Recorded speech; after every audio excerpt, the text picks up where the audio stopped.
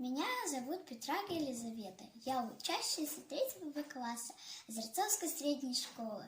Тема моей исследовательской работы – вода – источник жизни. Я часто задумывалась, откуда берется вода, и мне захотелось побольше узнать о воде. Гипотеза. Бережное отношение к воде каждого человека может сохранить ее на Земле. Цель моей работы – показать, какими способами можно сэкономить воду одному человеку и целой семье за определенный промежуток времени.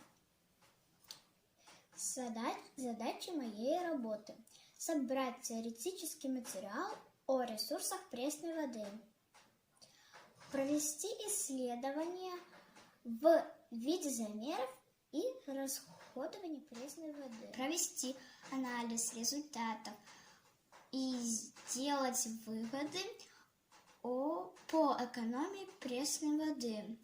Объектом исследований является пресная вода. Пресная вода – это вода, соленость которой не превышает 0,1%. По подсчетам, у нас на Земле ее всего лишь 3%. Я считаю, что для экономии пресной воды на Земле надо каждому человеку экономить себя. Я провела опрос среди своих одноклассников, берегут ли они воду или не берегут.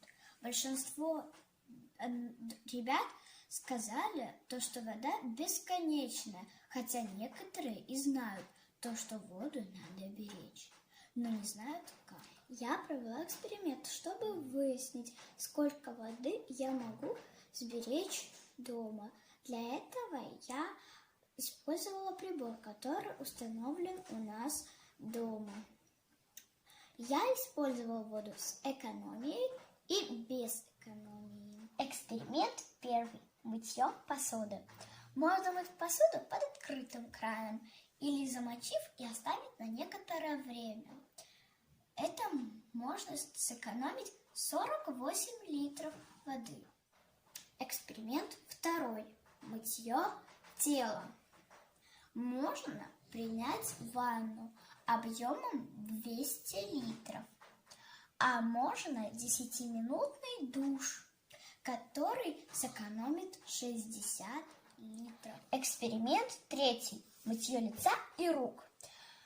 При умывании лица и рук я использую поочередное закрывание и открывание крана.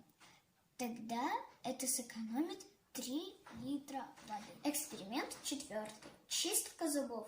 Экономия воды при чистке зубов с закрытым краном составляет целых 13 литров. Если мы посмотрим на диаграмму, то увидим значительную экономию воды. Например, вот и вот.